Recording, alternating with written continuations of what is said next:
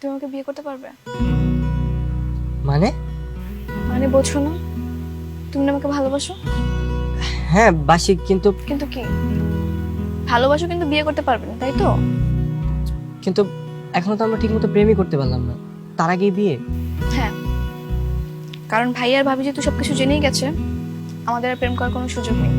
আমাদের আজকে পালিয়ে বিয়ে করতে হবে, তা না হলে আমাদের আর এক হওয়া সম্ভব না। প্রেম ভালোবাসা সবকিছু বিয়ের পরেই হবে। কি হলো, চুপ করে আছো কেন? পারবেন আমাকে বিয়ে করতে? হ্যাঁ পারবো। তাহলে চলো কাজ অফিসে। হ্যাঁ যাবো, কিন্তু কাজে অফিসে না, বাসায়। কেন?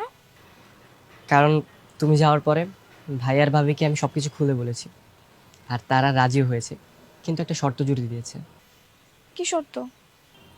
তোমার আর আমার পড়ালেখা শেষ না অবধি আমাদের বিয়ে দিবে না, শেষ হলে তারপর বিয়ে দিবে।